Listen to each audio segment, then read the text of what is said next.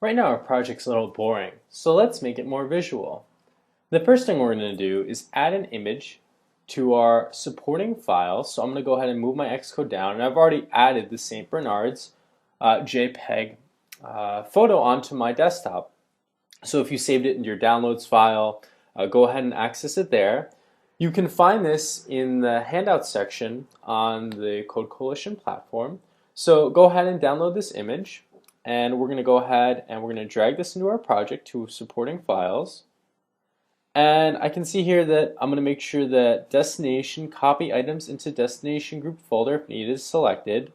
I'm also going to have the create groups for any added folders selected, as well as add to targets. It's incredibly important that we add this to targets. If we don't, we're not going to be able to find this photo.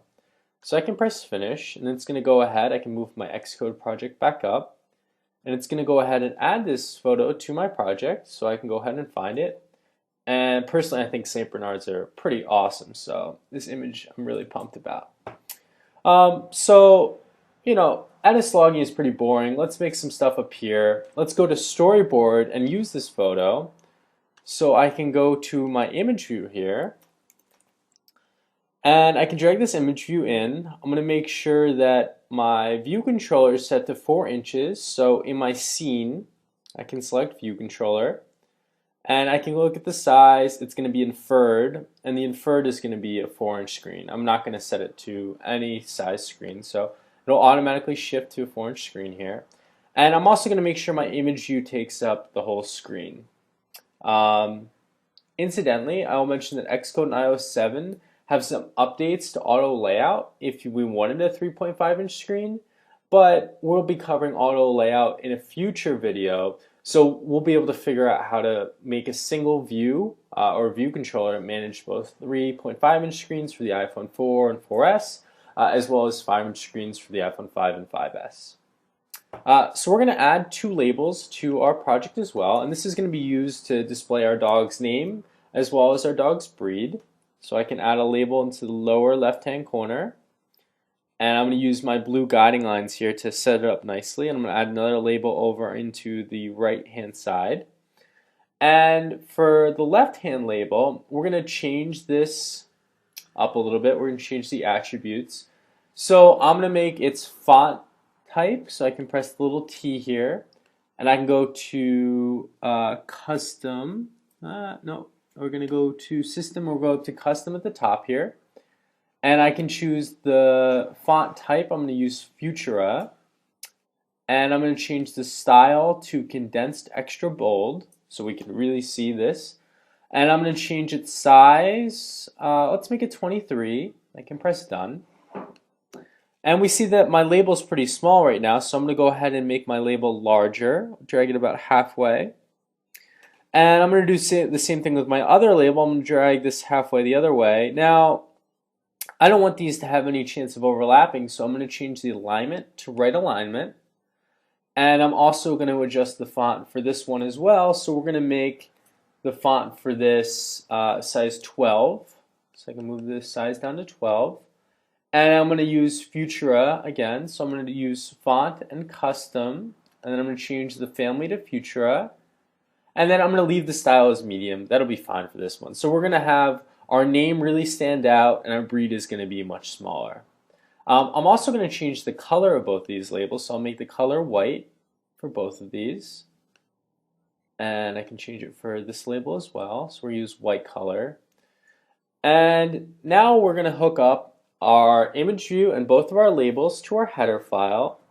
So let's go ahead and open up the correct header file. So we're going to open up the mbf viewcontroller.h by holding on the Alt key and pressing on mbf viewcontroller.h. And I'm going to go ahead and resize this a little bit so I can see my full view controller view here. I want to make sure I have my image view selected, which I confirm in my view controller scene. And just like we did in our Code Coalition mini tutorial videos, we're going to be able to hold down the control key and drag to my header file. And I'm going to call this variable name my image view. And I can press connect, which is going to be a property. And I'm going to go ahead and hook up my label. and the one on the left is going to be my name label, so I can control drag this in, and we can say name label. Notice that I'm using lowercase for the variable name, and I'm using camel case, so I'm using an uppercase for the first letter of the second word. I can press connect. And on my right label, I can also do the same thing, and this is going to be our dog's breed. So again, we're going to make this outlet connection, and we're going to say breed label, and I can press connect. So now I'm going to go back to single view, and I can press on mbf viewcontroller.m because I'm going to write some code in here, and we're going to write this inside of the viewDidLoad method. So I can go ahead and I can remove the 2 lines of code we learned about in our previous video. This int dog years is equal to the method we've created, agent dog years, and we can also remove this nslog statement. And right after mydog.age, we need to set up one additional property we created for our mbf dog that we haven't set yet, and that was the image for our dog. So let's set this image property. mydog.image is equal to UIImage, image named, and we're going to say st.bernard.jpg. And to understand this now, we understand that our image property must be equal to a UIImage object. So if I type image in here, we see that it's of type UIImage, and we set that in our mbf dog header file. So what this tells us is the right side of the equation must give us back a UIImage object. Thus we know that image named, the method, creates a UIImage when it takes one argument, and in this case it's going to take a string that's the same as our file name where our image is saved. And incidentally, this should be capital JPG, not lowercase, to match up with what I have in my supporting files over here. So what this does is the method searches for an image name stbernard.jpg, and once it finds this file, it converts it to UIImage object and returns that UIImage object to us. What's peculiar for us is that UIImage is a class and not an object. Image named is therefore known as a class method, a concept that will be touched on later. On the bright side, there are only 2 types of methods, so now you've seen both types. The first type was an instance method, which we call an objects, and the second type is a class method, which we're seeing right now, which gets called on a class. And we know this is a class because it begins with a capital letter. In this case, we have a capital U at the beginning of our keyword here. One other thing to note before we move forward, I want to reiterate that we need to be very careful with spelling and capitalization when we write our computer programs. Just like an essay submitted to a course would be marked off for spelling and punctuation mistakes, the computer will not understand if you're off by even 1 letter. This can be very frustrating when you're starting out, but in the long run you'll appreciate the feedback your computer gives you. Unlike an essay that you need to submit to a class and you have to wait for the professor to grade it and give you updates on what kind of changes you should make, as well as red ink through all your mistakes, the computer immediately gives you feedback every time you run it, so that you can make updates to your code as you go along instead of having to wait and hand everything in at once. So this immediate feedback makes it much easier to learn in the long run. Okay, so now let's take a look at our dog attributes on the screen. Well, I think we've seen similar things before, so at the bottom of viewDidLoad, I'm going to be updating all my image and my view objects on my screen. So let's start with the image. So we're going to say self.myImageView.image. Image views have a property that's of image, and as we type this here, it has to accept a UIImage object. Well, we have a UIImage object, and that's saved as mydog.image.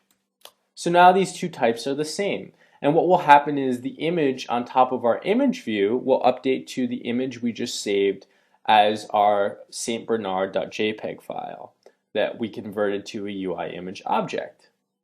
Next, let's update the name label for our dog. So we can say self.namelabel.text, and this has to be equal to a string. Well, we've already created a string and we called it Nana. So we can say mydog.name, and now this is again the same type. If we tell it that it has to be equal to a string, we have to set it equal to an string. Both sides must be the same type. So we can also do this with our breed label. And breed label also has a property text, which needs an NS string. And we could say my dog dot breed. Now we can run our program. And I'm going to make sure that I have the iPhone Retina 4-inch screen selected so my application views display properly. And we see that my properties are being updated. If I scroll down or scroll up, depending on how your simulator loaded up, you'll see that our properties are now being properly reflected on our view.